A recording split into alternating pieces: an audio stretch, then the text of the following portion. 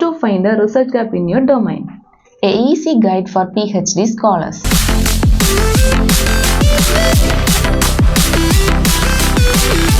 Hey Pavi, I'm hearing this word research gap everywhere, but I don't know what it exactly means.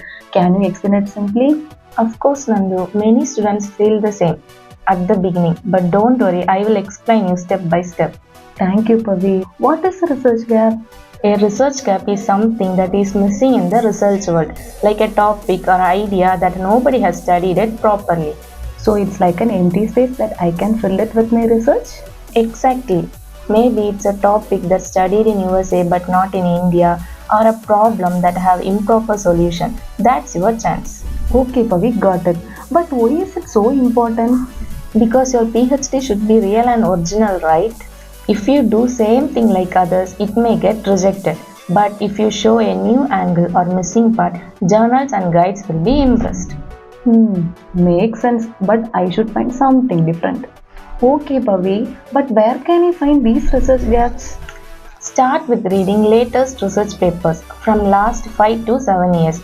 Use sites like Google Scholars, Scopus and IEEE Explore. Okay, but what do I look for? Mainly check two main parts in the papers, future work section and limitation section, and see what others say is not studied or done yet. So the gap is hiding in those sections? Exactly, many students miss that.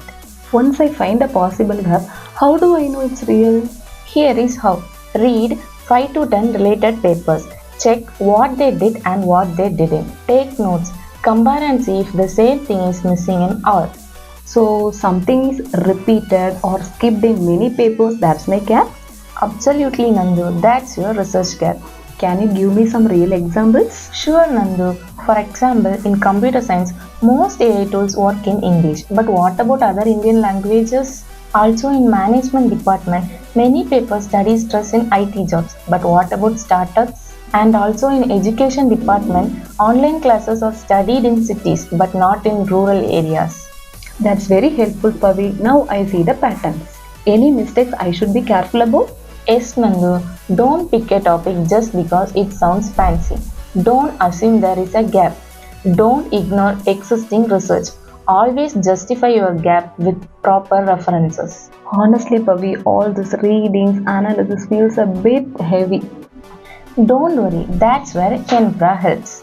We help students like you by reading 50 plus papers in your domain and finding the real gaps, matching the topic with your interest, helping with paper, synopsis and more.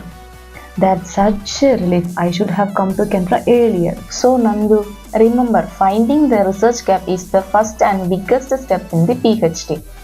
Be smart, read carefully and don't afraid to explore something new. Thanks, Pavi, and thank you all for watching. If you want help, just drop your domain in the comments.